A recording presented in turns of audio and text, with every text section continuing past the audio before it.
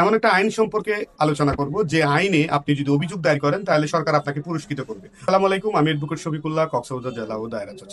এমন একটা আইন সম্পর্কে আলোচনা করব যে আইনে আপনি যদি অভিযোগ দায়ের করেন তাহলে সরকার আপনাকে পুরস্কৃত করবে।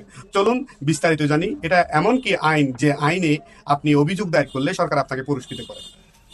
সে আইনটা হচ্ছে যে ভোক্তা অধিকার সংরক্ষণ আইন। এই আইনে অনেকগুলো ধারা আছে, এতে বিস্তারিত আলোচনা করা হয়েছে। তবে এত ব্রড একটা আইন নিয়ে বিস্তারিত আলোচনা করা ভিডিওতে সম্ভব না। তবে সংক্ষেপে আপনাদের সাথে আলোচনা করব আসলে কিভাবে অভিযোগটা দায়ের করবেন, কিভাবে আপনি পুরস্কৃত হবেন। যে ভোক্তা অধিকার সংরক্ষণ যে আইনটি রয়েছে সেটির মধ্যে অনেকগুলো অপরাধ বর্ণনা করা হয়েছে।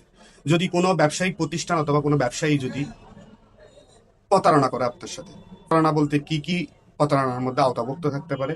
যদি ভেজাল পণ্য তৈরি করে, অস্বাস্থ্যকর অবস্থায় যদি খাদ্য তৈরি করে, মেয়াদ উত্তীর্ণ যদি পণ্য বিক্রি করে, সরকারের নির্ধারিত এর বেশি যদি আপনার থেকে নেয়, কোনো ফার্মেসি বা ওষুধের দোকানে যদি ভেজাল কোনো ওষুধ রাখে, ক্রয় বিক্রয় করে, মেয়াদ উত্তীর্ণ ওষুধ রাখে, সেক্ষেত্রে আরো অনেক বিস্তারিত আলোচনা আছে। তবে সংক্ষেপে আপনাদের অপরাধগুলোর কথাই বলা হয়েছে। আপনি যদি বেশি মূল্য দিয়ে পণ্য ক্রয় করেন, যেটা সরকারের নির্ধারিত মূল্যের চেয়ে বেশি, অথবা আপনি যদি ভেজাল পণ্যকে যদি বিক্রি করে, অথবা আপনি জানতে পারলেন যে তার অস্বাস্থ্যকর পরিবেশে খাদ্য তৈরি হচ্ছে, অথবা আপনাকে বিজ্ঞাপনে দেখাইছে একটা দিয়েছে আরেকটা, এরকম যদি হয় তাহলে আপনি সেই সব প্রতিষ্ঠানের বিরুদ্ধে আপনি অভিযোগ দায়ের করতে পারেন।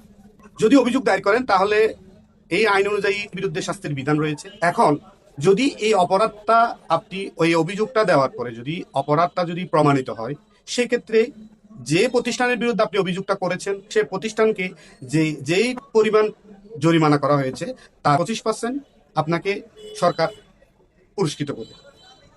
এখন চলুন আমরা কিভাবে এই অভিযোগটা দায়ের করব। এই অভিযোগটা দায়ের করতে অনেকগুলো মাধ্যম আছে। আপনি চাইলে লিখিতভাবে অভিযোগ দায়ের করতে পারেন, অথবা আপনি ভোক্তা অধিকার অধিদপ্তরের যে ওয়েবসাইট আছে ওখানে আপনি অভিযোগ দায়ের করতে পারেন, অথবা তাদের একটা হটলাইন আছে, হটলাইনেও আপনি ওই অভিযোগটা দায়ের করতে পারেন। আর এই অভিযোগটা দায়ের করতে গেলে আপনার কি কি ডকুমেন্ট বা কাগজপত্র প্রয়োজন?